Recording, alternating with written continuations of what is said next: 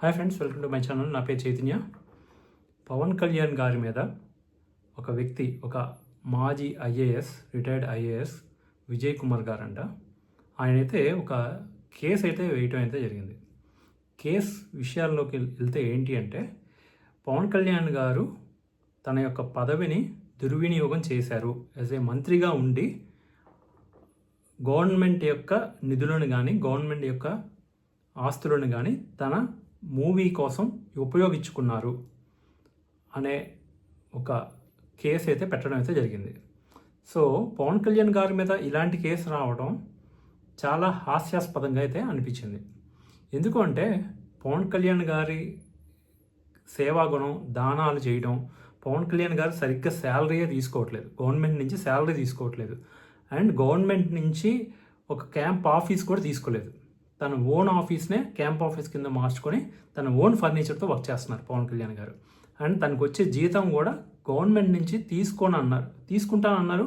తర్వాత మళ్ళీ తీసుకొని కూడా అది పేదలకే, అంటే అనాథ పిల్లలకి ఆ శాలరీని ఇచ్చేస్తున్నారు.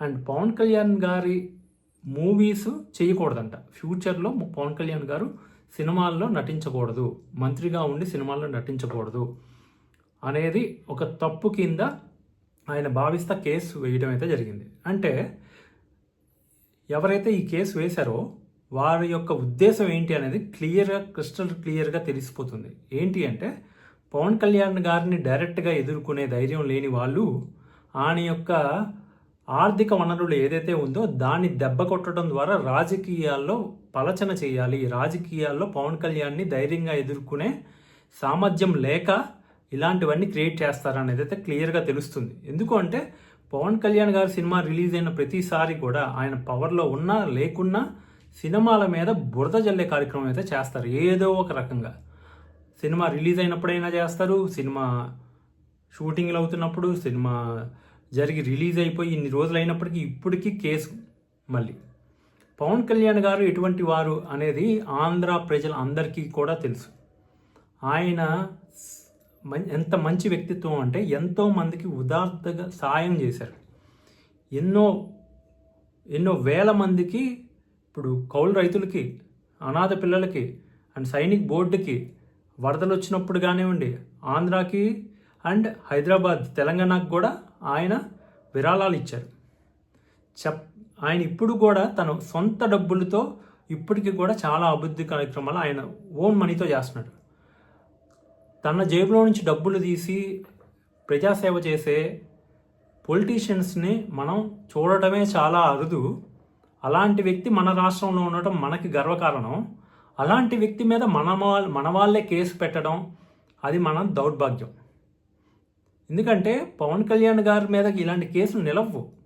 ఆయనేమి తప్పు, ఒకలా ఆయన వల్ల తప్పు జరిగితే ఆయన ఖచ్చితంగా ఒప్పుకుంటారు, ఆయన ఇంకోసారి తప్పు జరగకుండా చూసుకుంటారు. అలాంటి మనిషి ఆయనేమి దొంగతనంగా తప్పించుకునే ప్రయత్నాలు అయితే చేయరు, నిజంగా తప్పు జరుగుండుంటే. కానీ పవన్ కళ్యాణ్ గారు ఎన్నో సేవా కార్యక్రమాలు తన సొంత డబ్బులతో, ఆయన కష్టపడి సినిమాల్లో నటించి వచ్చిన డబ్బుల్ని అలా దానం చేసుకుంటూ వెళ్ళిపోతున్నారు. మనం కూడా ఎవరూ చేయలేము అలాంటి పని. ఎంత సంపాదించినప్పటికీ, ఎన్ని కోట్లు సంపాదించినప్పటికీ అలా దానం చేయాలంటే చాలా గట్స్ ఉండాలి. ఎందుకంటే మనకన్ను దాచిపెట్టుకోవాలనుకుంటాం, మన పిల్లలకన్నా దాచిపెట్టుకోవాలనుకుంటాం, వాళ్ళ భవిష్యత్తుకన్నా దాచిపెట్టుకోవాలనుకుంటాం. ఇవేం ఆలోచించకుండా తీసి ఖర్చు పెట్టడం అనేది చిన్న విషయం కాదు. అలా చేయగలిగిన వ్యక్తి, అలా ఆలోచించే వ్యక్తిని ఈ విధంగా సఫర్ చేయటం ఏదైతే ఉందో, ఈ విధంగా కేసు పెట్టి సఫర్ చేయటం ఏదైతే ఉందో, నాకైతే చాలా బాధాకరంగా అనిపించింది. ఇది మంచి పరిణామం అయితే కాదు. ఇలా చేయటం ద్వారా అలాంటి వ్యక్తులను చూసి మనం కూడా అలా అవ్వాలి అనుకునే పొలిటీషియన్స్ కూడా ఉండుండొచ్చు. మనం కూడా అలా చేయాలి అనుకునే వాళ్ళు ఉండుండొచ్చు. అలాంటి వాళ్ళకి ఎలాంటి మెసేజ్ వెళ్తుందంటే, ఆయన ఇంత చేసినప్పటికీ చివరికి ఆయనకి ఏమొచ్చింది, కేసులు తప్ప అనే దానికి వెళ్తుంది. సో ఎవరు కూడా ఆ పని చేయడానికి ఇంకా ఫ్యూచర్లో ఆలోచించకుండా అయిపోయే ఛాన్సెస్ ఉన్నాయి. ఇప్పుడు next generation youth, next politicians, next coming తరాలకి ఒక ఎగ్జాంపుల్గా నిలిచే ఇలాంటి నాయకుడికి ఇలాంటి కేసులు వేయడం ద్వారా అతన్ని పరచకపోయినా నెక్స్ట్ తరాలు ఎవరైతే ఉన్నారో వాళ్ళు ఈ విధంగా చేస్తే ఫైనల్గా మనకి మిగిలేది ఇదే అనే మీమాంసలోకి వెళ్ళటంలో ఎటువంటి అతిశయోక్తి లేదు. ఏముంది, పవన్ కళ్యాణ్ గారు ఇంత చేశారు, ఏమి చేసినా ఫైనల్గా ఆయన మీద ఈ కేసు పడింది కదా, ఈ కేసు వేశారు కదా, ఇది లోకం తీరు అని అనుకొని ఇలా ఉండటం అంత శ్రేయస్కరం కాదు అనే అభిప్రాయానికి వచ్చేస్తారు. కాబట్టి పవన్ కళ్యాణ్ లాంటి వారి అరుదైన ఇలాంటి పొలిటీషియన్స్ ఎవరైతే తన జేబులో నుంచి మనీ తీసి ఖర్చు పెడతారో అలాంటి పొలిటీషియన్స్ని మనకు లేకుండా చేసే ప్రయత్నంలో ఇది ఒక ప్రయత్నం కింద మనం భావించాల్సి ఉంటుంది. వాళ్ళ ఉద్దేశం అది అయినప్పటికీ అవ్వకపోయినా ఇది చూసి సగటు యువత అర్థం చేసుకునేదైతే ఇదే ఉంటుంది. ఆయన అన్ని దాన ధర్మాలు చేశారు, అన్ని చేశారు, ఫైనల్గా ఆయన మీద ఇలాంటి కేసు పడింది ఏంటి అని ఎవరైనా ఆలోచించక మానదు. నేనే ఆశ్చర్యపోయాను, ఆయన మీద ఇలాంటి కేసు ఏంటి అని. కోర్స్ న్యాయస్థానాలు తెలుస్తాయి నిజమేంటి అబద్ధం ఏంటి అనేది. బట్ ఇప్పుడు వరకు ఇది కళ్ళు మూసుకొని చెప్పొచ్చు ఇది ఏ విధంగా ఈ కేసు పడిందో. ఆయన ఆర్థిక మూలాలే టార్గెట్గా చాలామంది పనిచేస్తున్నారని అయితే క్లియర్గా అర్థమవుతుంది. రాజకీయాల్లో డైరెక్ట్గా ఎదుర్కొనే దమ్ము లేని వాళ్ళు ఇలాంటి పనులు అయితే చేస్తూ ఉంటారు. ఆయన దానికి అలాంటి ఆయన బెదిరే టైప్ కాదు పవన్ కళ్యాణ్ గారు. ఆయన మంచి వాళ్ళకి అతి మంచిగా ఉంటారు. ఇలాంటి విషయాలకు వచ్చినప్పుడు ఆయన ఎంత జాగ్రత్తగా ఉంటాడో, ఆయన ఎంత హుందాగా బిహేవ్ చేస్తారో మనీ విషయాల్లో కానీ, మనీకి భయపడిన వ్యక్తి ఆయన. అలాంటి వ్యక్తికి ఇలాంటి ఎలిగేషన్ రావడం అనేది చాలా హాస్యాస్పదంగా ఉంది నాకైతే. కానీ ఆయన డైరెక్ట్గా ఎదుర్కొనే ధైర్యం లేని వాళ్ళు, మంచితనంలో పోటీ పడలేని వాళ్ళు. ఆయన ఈ మధ్యకాలంలో సనాతన ధర్మం అని పోరాడుతున్నాడు, గిరిజనులని పోరాడుతున్నాడు, ఇవన్నీ పోరాడుతున్నాడు, జాతీయ స్థాయిలో పేరు వస్తుంది. ఇవన్నీ చూసి తట్టుకోలేని వ్యక్తులు చేసే ప్రయత్నం తప్ప మరొకటి కాదనేది నా భావన. కేసు పెట్టడంలో ఎటువంటి ఉద్దేశాలు ఉన్నాయి అనేది ఎవరికైనా అనిపించేదైతే ఇదే. ఎందుకు అంటే పవన్ కళ్యాణ్ గారు మనకు తెలిసే చాలా దానాలు చేశారు. ఇప్పటికే ఆయన సొంత మనీ ఖర్చు పెడతా ఉంటారు, అది మనందరికీ తెలిసిన విషయమే. అదేమి దాస్తే దాగేది కాదు. కౌలు రైతులకు సహాయం చేసింది అందరం చూసాం. మొన్న రీసెంట్గా వికలాంగులకి క్రికెట్ బోర్డుకి అప్పుడు సహాయం చేసింది అందరం చూసాం. నెక్స్ట్ ఇప్పుడు శాలరీ తీసుకోకుండా మొత్తం డబ్బులన్నీ శాలరీ అనాథ పిల్లలకి ఇచ్చేది కూడా అందరం చూసాం. ఏదైనా ఫ్లడ్స్ వచ్చినప్పుడు కానీ అలాంటప్పుడు కూడా ఆయన ఎంతెంత డబ్బులు ఇచ్చారో అందరికీ తెలుసు. సైనిక్ బోర్డుకి ₹1 ఇచ్చిన విషయం అందరికీ తెలుసు. ఇన్ని విషయాలు మనం చూసిన వ్యక్తులుగా ఇలాంటి కేసు పడినప్పుడు మనకి ఇందులో నిజాయితీ లేదు అనే ఫీలింగ్ అయితే కలుగుతుంది.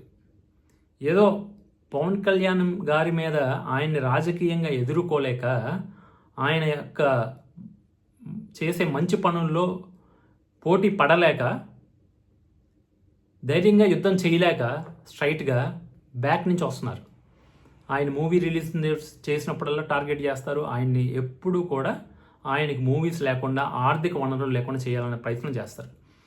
నేను నార్మల్గా చెక్ చేశాను, అసలు ఒక ఎమ్మెల్యే ఆర్ ఎంపీ ఆర్ మంత్రి వాళ్ళు సినిమాల్లో నటించవచ్చా నటించకూడదా అని చెక్ చేస్తే నటించకూడదని ఎటువంటి రూలు లేదు. నటించవచ్చు, కాకపోతే పదవిని అడ్డు పెట్టుకొని అక్కడి నుంచి ఆర్జన పొందే ప్రయత్నం అయితే చేయకూడదు. అంటే నేను డిప్యూటీ సీఎం కాబట్టి, నేను మంత్రి కాబట్టి, నేను పలానా కాబట్టి నాకు ఈ ఫేవర్ చేయండి, నాకు ఇది కల్పించండి అన్నట్టుగా ఏదీ చేయకూడదు. అండ్ ఆ పనులు చేస్తున్న కారణంగా ప్రజలకు అందుబాటులో లేకుండా ఉండటం, పదే గైర్ హాజరు అవ్వటం అసెంబ్లీకి, ఇలాంటివి చేయకూడదు. అసెంబ్లీకి హాజరు కాని వాళ్ళ మీద కేసు పెట్టడం చేతకాని వ్యక్తులు ఇలాంటి మంచి వ్యక్తుల మీద కేసులు పెడుతున్నారు. అసెంబ్లీకి హాజరు కాకుండా తప్పించుకు తిరిగే వాళ్ళ మీద కేసులు పెట్టరు. సిబిఐ దర్యాప్తు జరపాలంటే మళ్ళీ ఇందులో అంటే లాస్ట్ గవర్నమెంట్లో చేసిన పెద్ద అక్రమాల మీద కేసు పెట్టడం చేతకాలేదు, కానీ ఇలాంటి వాటి మీద సిబిఐ ఎంక్వైరీ కావాలని అడగటం చాలా హాస్యాస్పదంగా ఉంది. వివేకానంద రెడ్డి గారి కేసు సిబిఐకి వెళ్ళింది, ఇప్పటికొచ్చి దాని మీద అధోగతి పాలైంది. ఇప్పటికొచ్చి కేసు గురించి పూర్తిగా కంప్లీట్ అయిందే లేదు. మళ్ళీ దీన్ని కూడా సిబిఐకి ఇవ్వాలని చెప్పి కోరటం. మంచి పనులు చేసే వాళ్ళని మంచి పనులు చేయనివ్వండి. మీరు చేయలేకపోయినా పర్లేదు, చేసే వాళ్ళని చేయనివ్వండి, లేదంటే మంచితనంలో మీరు కూడా పోటీ పడండి. అంతేగాని ఇలాగా వెనక్కి లాగే ప్రయత్నాలు చేయడం ద్వారా నెక్స్ట్ వచ్చే జనరేషన్కి కూడా ఇలా వెళ్ళటం వల్ల ఉపయోగం లేదనే ఫీలింగ్ కలుగుతుంది. పవన్ కళ్యాణ్ గారు లాంటి మంచి వ్యక్తులకే ఇలాంటి ఎదురైతే ఇంకా నార్మల్ వ్యక్తుల పరిస్థితి ఏంటి అన్న ఫీలింగ్ కూడా కలుగుతుంది.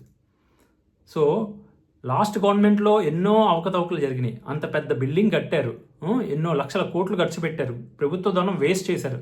దాని మీద ఒక పిటిషన్ వేయలేకపోయారు ఈ సదరు వ్యక్తి. కానీ ఈ సినిమా ప్రమోషన్ల గంట వెహికల్స్ వాడేశారంట, ఏదేదో చేసేసారు, సినిమా ప్రమోషన్కి గవర్నమెంట్ మనీ వాడేసుకున్నారన్నట్లుగా దుర్వినియోగం చేశారన్నట్టుగా కేసు పెట్టడం అయితే జరిగింది. చూద్దాం ఈ కేసు ఎంతవరకు నిలుస్తుందో, అసలు ఏం జరుగుతుందో. ఖచ్చితంగా పవన్ కళ్యాణ్ గారు నిజాయితీగా మరొకసారి ప్రూవ్ చేసుకొని ఇంకాస్త గట్టిగా పనిచేస్తారని నేను భావిస్తున్నాను.